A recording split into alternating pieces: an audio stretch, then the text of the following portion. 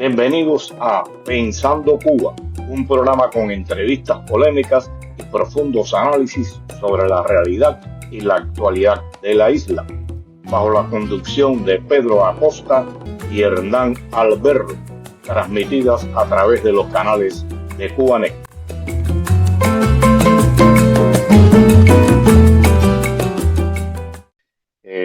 Muy buenos días tengan todos y bienvenidos a esta nueva emisión de Pensando Cuba. Me acompaña como siempre desde Madrid mi amigo y colega Hernán Alberro y acá desde Miami les habla Pedro Acosta. ¿Cómo estás, Hernán? Muy bien, Pedro, ¿cómo estás tú? Bien, bien, dentro de lo que cabe, pero bueno, las esperanzas están ahí. Hernán, hoy vamos a hablar de, de una situación, de un destape de 18.000 millones de dólares que Nora Gámez Torres en el Nuevo Herald eh, publicó y es dinero perteneciente a Gaesa. De Gaesa se habla mucho, pero se dice que si maneja el 85, el 90% de la economía en el país, realmente para mí quien maneja la economía del país es Gaesa, no hay otro organismo que tenga en sus manos la economía cubana como la tiene él. Y bueno, para hablar del tema, contamos con la presencia de Yasmani Jiménez Barrera, economista y secretario de Asuntos Económicos del Partido Demócrata Cristiano Cubano y de Raíces Esperanza de España. ¿Cómo estás, Yasmani? Bueno, buenas tardes a todos. Pues muy bien, Pedro. Por acá pasando con este verano, el calor, pero bueno, estamos aquí.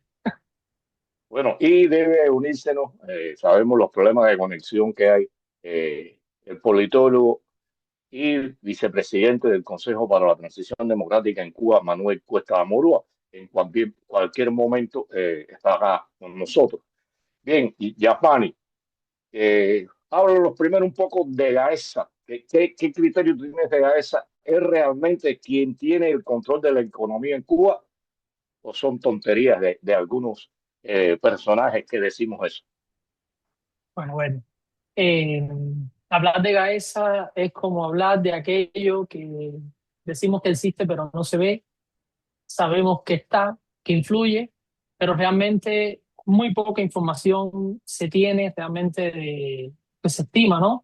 Que, como bien has dicho, pues casi que el 90% del funcionamiento del entramado empresarial cubano está dominado por Gaesa. O sea, es que si se pone, ¿no? Uno mirar los datos de los últimos 35 años en los que el país se abrió al comercio internacional, o sea, al estado actual, tras el derrumbe y el colapso del sistema económico que regía en Europa del Este y bueno, todo el sistema socialista mundial que traía el CAME. O sea, una vez insertado en este mercado, la forma, ¿no? En la que se ha insertado el país vía turismo, y vía venta de servicios profesionales y de otras maneras, ¿no? Aunque también ha conservado mucho del sistema tradicional de producción agrícola y de algunos productos como el tabaco, que son muy demandados.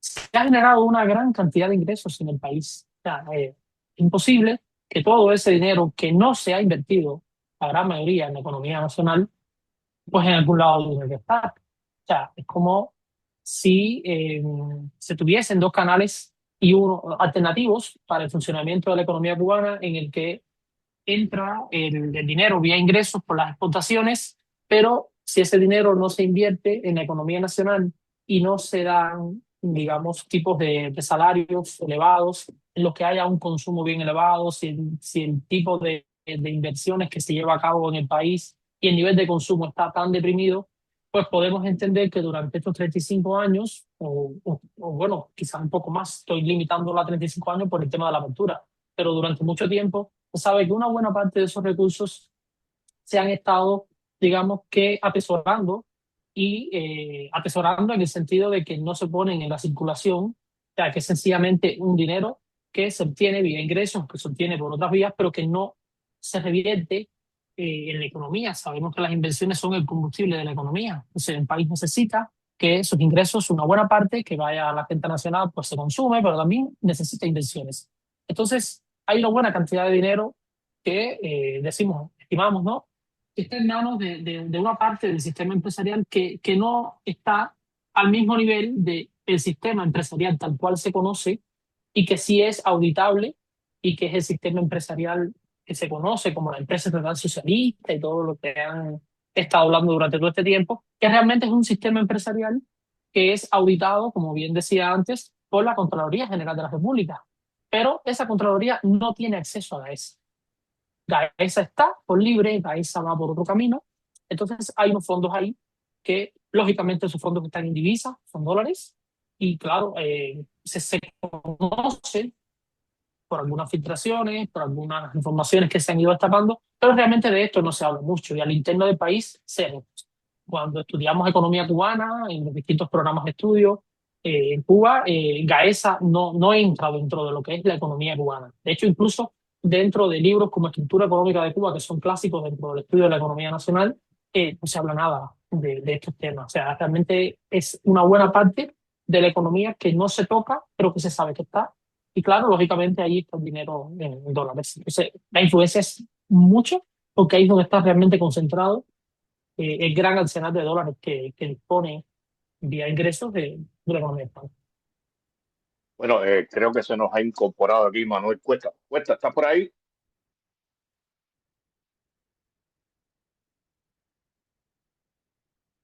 ¿Lo ves, Hernán? Lo veo congelado, así que puede que no nos esté recibiendo del todo bien. Cuando entre, bueno, tú le das la entrada ahí, lo presentas. Bueno, ya lo presentamos.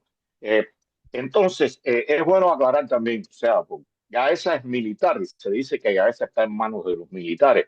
Bueno, realmente quienes los administran, quienes dan la cara son los militares, pero pienso que tras esta corporación, tras este gran conglomerado militar y económico, está Raúl Castro y la familia Castro.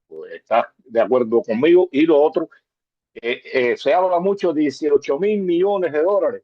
Es mucho dinero eso.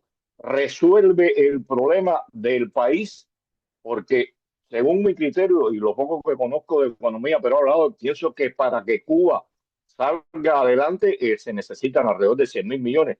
Pero también pienso que estos 18.000 millones pudieran haber resuelto alguna parte o alguno de los problemas que confronta el país. ¿Qué me puedes decir con respecto a esto para después entrar en algunos de los temas que tú estudias? Vale. Sobre esto, decir, cuando se habla de que son 100.000 millones lo que se necesitaría, estamos hablando del efecto acumulado, pero no es lo mismo 100.000 millones hoy que lo que habrían sido 50 de esos 100.000 hace 20 años. Entonces, el efecto acumulado es muy importante, porque siempre en estos temas las cifras son números fríos que al final o sea, no tienen en cuenta el efecto acumulado, como decía antes. Probablemente estos 18.000 millones de los que estamos hablando ahora, hace 30 años, por ejemplo, en el año 95, pues probablemente habrían tenido mucho mayor impacto de lo que hoy podría suponer reconstruir todo desde cero con 100.000.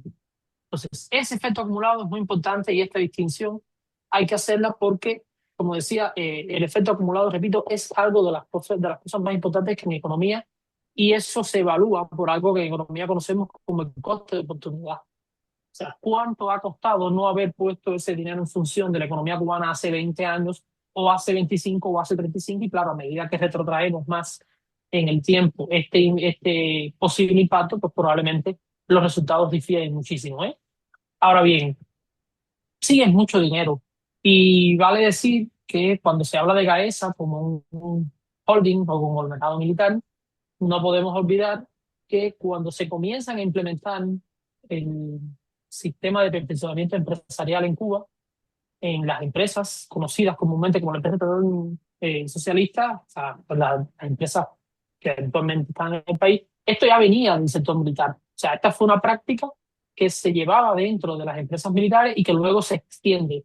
Pero claro, estos experimentos que se extienden a este nivel empresarial, digamos que es no solo la forma de llevar formas de gerencia más desarrolladas y de control mucho más estricto al desastre, ¿no?, que regía las empresas, sino que también que es una forma de expansión que tiene este sector militar para absorber toda esta cadena de tiendas y de comercios que están en divisas fuentes. O sea, que también es una forma de, digamos, expandir los tentáculos hacia otras partes de la economía que hasta entonces no estaban integradas. Y el funcionamiento empresarial permite hacer una especie de simbiosis entre estos dos mundos y poder captar de forma más, digamos, más fehaciente, ¿no?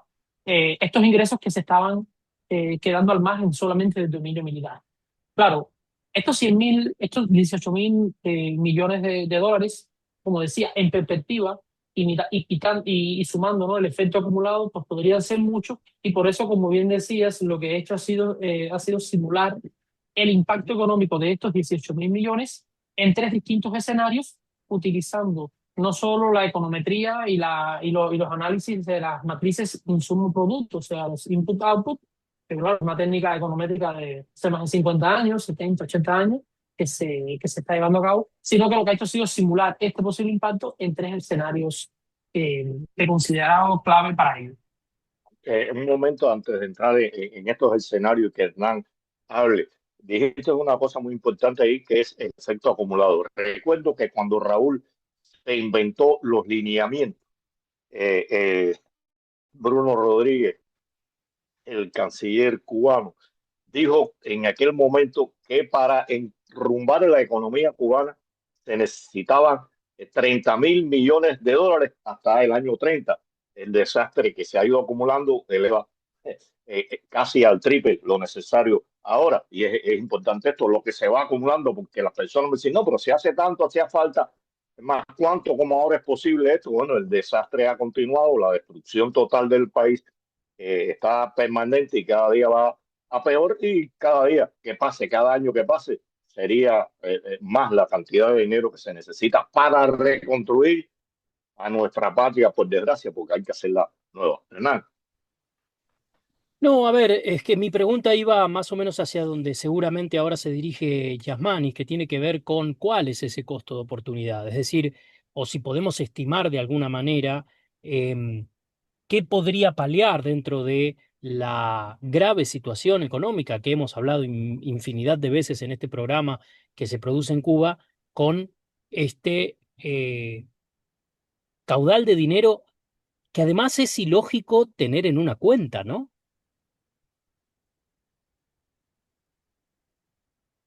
Sí, claro. En este caso, bueno, cuando yo decía, ¿no?, que se atesoraba, es porque en economía entendemos que el dinero se atesora, se evoluciona, ¿no?, a lo que es el tesoro realmente, cuando ese dinero no entra en circulación. Lógicamente, un dinero que entra en circulación es pues susceptible, ¿no?, de sufrir los impactos que puede existir en la economía. O sea, una inversión mala vida pues puede hacer perder toda la inversión. Entonces, si digamos que el garante, ¿no?, de este dinero pues prefiere no correr el riesgo de ponerlo en circulación, dado que no le interesa incrementarlo vía ingresos, sino acumular más porque tiene otras fuentes de obtención que le permitirán en el tiempo perpetuar esta financiación o esta vía de ingresos, pues es lógico que, digamos, como ocurría, ¿no?, en la Edad Media y en edades anteriores al capitalismo, pues tipo rey, ¿no?, que vía tributos pues ingresaba una cantidad desproporcionada de dinero y claro, lógicamente lo acumulaba porque como tenía creadas las condiciones para perpetuar ese mecanismo en el tiempo, pues no era necesario exponerse a los riesgos que la inversión conlleva. Entonces, pues por eso es que lógicamente este dinero tiene mucho mayor impacto cuando no se pone en circulación, porque lógicamente aumenta el costo de oportunidad de la economía al no estar invertido directamente en actividades concretas que sí pueden tener resultados tipo derrames que se puedan, como dice la palabra, derramar hacia el interno de la economía. Lógicamente, en este caso, quien mayor beneficio tiene, pues es quien pues lo atesora, contrario al escenario en el que ese dinero no se atesore, se ponga en función de la economía nacional y que entonces el derrame no solo sea disfrutado por quienes sean los garantes del dinero, sino también por la población en general, que es quien recibiría vía aumento de su demanda agregada, o sea, consumo, en el nivel de renta y en todas las variables macroeconómicas principales, que sería proporcional, ¿no?, a este derrame. Y eso es lo que ocurre en el costo de oportunidad, y por eso es que como han dado a perpetuar mecanismos de obtención de este dinero indefinidamente, podemos decir indefinidamente porque ha sido hasta ahora así, pues eso es lo que les permite darse el lujo de no ponerlo en circulación y atesorarlo. Eh, eh, dos preguntas antes que vuelva Hernán. Eh, Estos 18.000 millones, si se llega a invertir, pudieran tal vez haberse duplicado y en vez de 18.000 estuviéramos hablando de 20 y tantos mil, de 30.000 millones. ¿Y esto qué representa del Producto Interno Bruto? Estos 18.000 millones, Yasmani. Yo sé que tú has estado todos estos días trabajando en función de eso, una gente muy dedicada y nunca has estado ajeno a lo que pasa en Cuba, a pesar de que no estás allí. Y ya tenemos, Por eso es que comentaba. no, simplemente para aclarar que ya tenemos aquí a Manuel también para sumarlo a la conversación. Pero adelante, Yamani. Ok, ok. Pues por eso decía que he podido trabajar con una simulación, ¿no?, del impacto económico que ha tenido la no inversión de estos 18.000 millones de dólares en la economía nacional, basado básicamente en tres escenarios muy concretos, que serían: un primer escenario, el impacto que ha tenido en el propio turismo, a pesar de que ha sido el motor de la economía cubana desde el final de los años 90; un efecto número dos, que sería el impacto sobre la soberanía alimentaria y la industria en general, que es otro tema muy importante; y un escenario número tres, que sería el enfocado en el tema del capital humano y la tecnología. Son aspectos claves para el crecimiento económico de cualquier país. Ahora, como aspectos centrales que o sea, que de modo transversal han mirado esta simulación, pues también tenemos el impacto que ha tenido en el nivel de inflación general de la economía y también en el sector de la generación energética. Sabemos que el tema de la energía es clave y que, bueno, es una de las cosas que más, probablemente sea lo que más se está viendo, ¿no?, hoy en efecto, y que, por supuesto, la generación de energía es un aspecto clave. Entonces, por eso he dividido, ¿no?, esto, y vale reconocer, o sea, debo decir que esto es solo de forma ilustrativa. O sea, lo que he hecho ha sido utilizar para esta simulación los datos de la misma oficina de la ONEI, o sea, la Oficina Nacional de Estadística e Información, los datos que ellos mismos publican. O sea, no he querido utilizar otro tipo de información para que se pueda validar con los datos que ellos mismos publican, que sabemos, lógicamente, hasta dónde llega, ¿no?, el nivel de impacto de estos resultados y la objetividad con la que se publican estos resultados. Y basándome en ello y en los análisis input-output, de las matrices insumo-producto, pues lo que he calculado ha sido el impacto en cada uno de estos tres sectores en específico y el efecto derrame en cada uno de ellos. Y cuando vale el efecto derrame, es como este dinero, como bien dice Pedro, se habría visto en manos de la población multiplicado por su propia inversión. O sea, es como decías, Pedro, cómo ese dinero se podría ver en el cubano de a pie, en el cubano de a pie, en el cubano de modo general.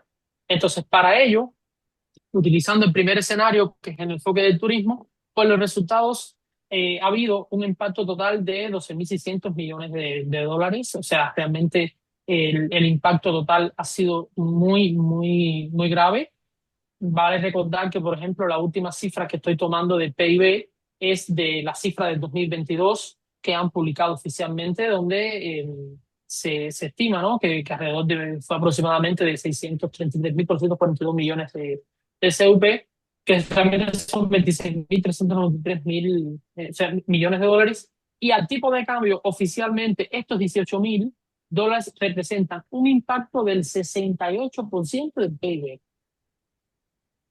Y me detengo en esta cifra porque es lo que me preguntaba Pedro concretamente.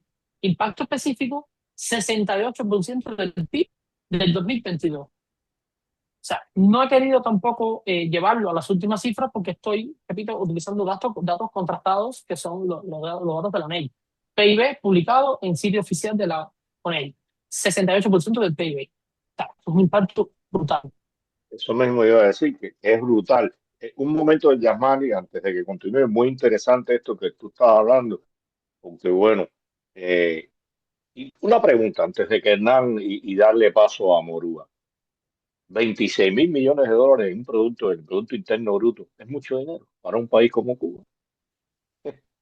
Como siempre decimos en economía, todo es relativo, todo depende. ¿Por qué? No depende en sí de las cifras en específico del dinero como tal, sino de qué condiciones se parte. Y aquí estamos hablando de condiciones en las que la economía necesita pues una reestructuración completa. O sea, todos los aspectos que sostienen la economía nacional pues están pendiendo de niveles de obsolescencia inhóspitas. O sea, realmente la economía no tiene tesoro para poder crecer. Es como intentar reanimar a alguien que ya ha fallecido prácticamente. O sea, el impacto que pueda tener ese dinero en una economía con condiciones, digamos, para reanimar su crecimiento económico diferentes, es uno, y en un caso como la economía cubana, donde se ha depreciado básicamente toda la base productiva del país, donde prácticamente, por eso es que incluí dentro de los escenarios el tema de la tecnología, porque es un aspecto que está muy marcadamente distante de las tendencias actuales en las que funcionan, ¿no? Digamos, los procesos productivos a nivel internacional, y por eso es que el impacto es tan agresivo porque hay que tener en cuenta de dónde partimos, o sea, de dónde venimos. Si venimos de esta situación en la que hay un profundo colapso de todos los sistemas productivos en general, básicamente de la base productiva del país. Entonces, la tecnología y en general la obsolescencia que han, prácticamente objetos que han depreciado todo su valor, pues prácticamente por eso es que el impacto es tan grande. Pero también decir y esto es importante recordarlo, que Cuba es una economía abierta y las economías abiertas se caracterizan por ser altamente dependientes de los shocks externos. Entonces, en un escenario, como en el escenario actual, marcado por la incertidumbre, marcado por todos los aspectos, venimos del COVID, venimos de muchos shocks externos, ¿no? Los impactos estos se mueven mucho y son muy volátiles y son impactos precisamente por el grado de dependencia externa que tiene la economía cubana de estos factores externos. Por eso es que quizás, y repito, esto es una simulación que se hace utilizando esos datos con las matrices de insumo producto. Probablemente el impacto puede ser mayor, puede ser menor, pero seguramente estaremos lejos porque realmente la situación concreta del país es muy, pero Nada. Bueno, aprovechar que Manuel se ha podido sumar, recién hablaba Yasmani de el retraso tecnológico que tiene Cuba y bueno, prueba de ello es las dificultades que enfrenta Manuel para poder conectarse hoy en esta comunicación. Pero mientras dura, me gustaría preguntarle a Manuel cuál ha sido el impacto, no ya económico, que ya nos estuvo hablando Yasmani, sino cuál ha sido el impacto en la población cubana. ¿Los cubanos saben de este estudio, saben de esta investigación? ¿Cuál ha sido la repercusión dentro de Cuba?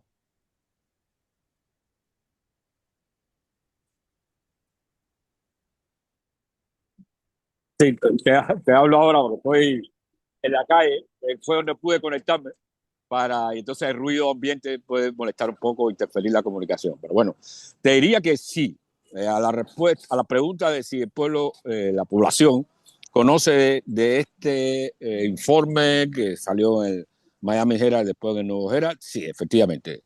Hay conciencia de mucha gente del común, gente, ciudadanos que van a pie a todos los lugares, de este informe y ha sido un impacto tremendamente desmoralizante para la gente. Es decir, la gente no tenía mucho conocimiento de cómo estaba funcionando la economía cubana y cómo estaba funcionando el poder en torno a la economía cubana. Y ha sido de escándalo, ¿no? Ya recordarán que anteriormente el mismo Miami Herald había sacado otro reporte, otro reportaje en relación con CIMEX, esa corporación, pero ese no tuvo tanto impacto en la población. Este sí, porque al mismo tiempo habla de los militares en sentido general. Y la información que, sabes, funciona acumulativamente, ha acelerado un poco la conciencia de la gente en torno a cómo el gobierno cubano viene manejando la situación del país y viene manejando la economía. Y yo esto que voy a decir a continuación es una traducción del lenguaje popular, obviamente, ¿no? Y la percepción general en esta traducción que voy a decir es de que hay una economía del poder aparte de la economía nacional. Es decir, en Cuba la economía nacional está alejada de la economía del poder que representan los militares, porque hay una especie de cortina de hierro, en este caso, entre cómo se manejan los recursos, estos recursos que han generado retorno, rentabilidad para la cúpula de los militares, y cómo funciona el presupuesto y la economía para la gente común, para el resto de los sectores de la economía, para el resto de las industrias y las empresas, para el resto de la población y de las actividades económicas que la gente realiza. Son como dos zonas totalmente divergentes, y eso me permite a mí traducirlo en esos términos. Economía del poder regida por los militares, y economía nacional empobrecida absolutamente, que es la que maneja y domina el gobierno cubano a través de sus empresas y de sus ministerios. Un dato fundamental para ilustrar esto es el hecho de que la Contraloría de la República no audita las empresas militares. Es decir, hay institucionalmente establecida esa distinción entre la economía de los otros y la economía de la nación. La Contraloría sí audita el resto de los sectores donde no están los militares. Y entonces ya esto ha tenido un impacto y la gente lo está resintiendo. Sobre todo la gente ha estado esperando la respuesta del gobierno, ¿sabe? El gobierno sale siempre a desmentir o a intentar desmentir, para decirlo más apropiadamente, cuando salen informaciones de esta naturaleza. En este caso, el silencio, no siempre el silencio es la confirmación de un hecho, pero en este caso el silencio confirma exactamente de qué se está tratando y de cómo la gente siente que ha sido engañada por el gobierno cubano a lo largo de todos estos años. Hablaste, Morúa, de que el gobierno no ha dado una respuesta. Eso lo he seguido por las redes, pero los medios de comunicación en Cuba es un poco difícil separar una cosa de la otra, pero se ha hecho la más mínima mención a esto, porque a veces los medios, el régimen lanza a alguien de los medios como el señor Humberto López u otro personaje a bordear el tema sin llegar a la médula. Los medios de comunicación en Cuba han tocado el tema. Para nada. Hay tres, digamos, espacios fundamentales donde el gobierno cubano sale a desmentir. A veces simultáneamente, a veces progresivamente, a veces en uno y en otro, a veces en los tres. Cuba Debate, La Mesa Redonda y Humberto López, ninguno de los tres ha hecho referencia. En la radio también hay un programa, tampoco, debo aclarar. En la radio hay un programa que se llama Chapeando Bajito, que sale por las mañanas. Lo dirige precisamente Arlene Deribé, la misma que a veces está en La Mesa Redonda participando. Allí es un espacio también radial, el gobierno utiliza para desmentir, o para hacer su propaganda, o para atacar. Tampoco ha habido alguna referencia en esos lugares. Ni en Twitter, un Twitter de algún funcionario que digamos, colateralmente o lateralmente sale a hablar de la difamación que se está haciendo de la revolución y del ejército, etcétera. Tampoco. Y los militares menos. Sí, los militares suelen guardar silencio. Lo de ellos es disparar y en este caso también enriquecerse. Pedro, tenemos que ir cerrando. Nos quedan 5 minutos. Me gustaría pedirle tanto a Manuel como a Yasmani la última reflexión respecto de todo esto. Creo que hemos abarcado los puntos fundamentales, pero bueno, seguramente nos han quedado varios en el tintero. Sí, por resumir, diríamos que el impacto total estimado en el sector del turismo pues ha sido un impacto de alrededor de $21.506.000.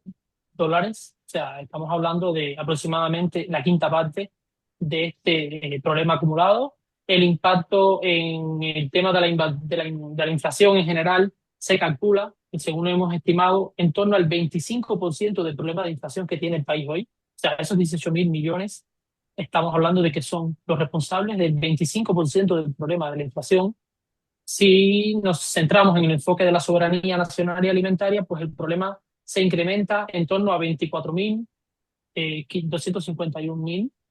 Estamos hablando de una cifra importante, aproximadamente la cuarta parte, y en el caso del enfoque del capital humano, alrededor de 21.500 también millones. O sea, que estamos hablando de que el turismo, que ha sido el más perjudicado, en torno a 31.704 millones. O sea, prácticamente la tercera parte de este problema que ha tenido el turismo ha sido por la falta de no inversión de este mismo dinero en el sector que ha sido el más dinámico, ¿no? El que ha generado el crecimiento económico del país en estos años. Por tanto, el impacto en efecto acumulado, como diríamos, de turismo, industria alimentaria y soberanía alimentaria, capital humano, unido al 25% de la inflación, pues estamos hablando de que ha sido un impacto bien severo y que, bueno, es lo que se ha dado cuenta hasta ahora.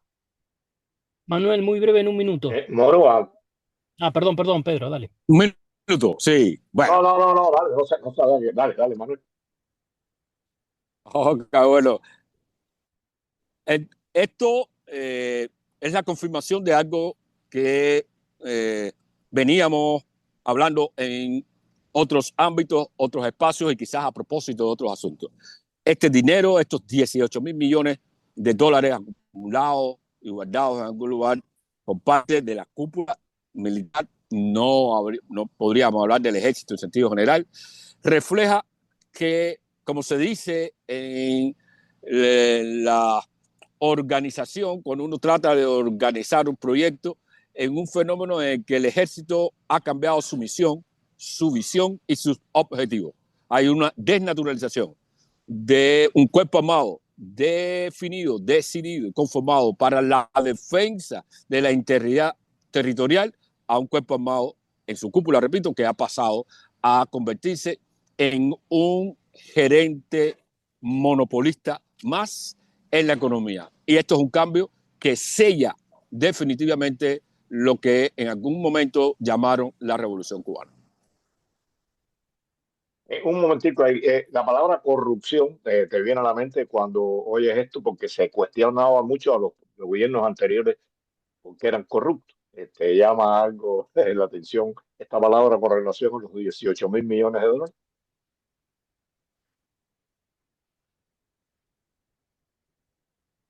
Definitivamente, claro. Por supuesto que la corrupción está en la base original del asunto. Lo que pasa es que, como le gustaría decir a los marxistas, este es el modo de acumulación originaria de capital de los sectores militares para convertirse en la oligarquía en la que ya se han convertido. Y entonces eso encubre un poco ese asunto. Bueno, solo pues me queda darle las gracias a Morúa, que ha tenido que caminar y coger el sol, y bueno, y a Asmani. Y pienso que esto da para más de un programa, pero bueno, el tiempo siempre nos marca. Muchas gracias a ambos por estar acá con nosotros. Hernán. Sí, y esperemos que sea un tema que realmente levante olas y que genere preocupación en la ciudadanía cubana, como mencionaba Manuel, y que por ende amerite que sigamos conversando, discutiendo y quizás descubriendo nuevas cuentas con nuevos montos multimillonarios que ya sorprender no nos sorprende nada. Dicho esto, dejo hecha la invitación para nuestra audiencia, como siempre, para el próximo domingo, 8:30 de la mañana, por los canales de Cubanet, para seguir pensando Cuba.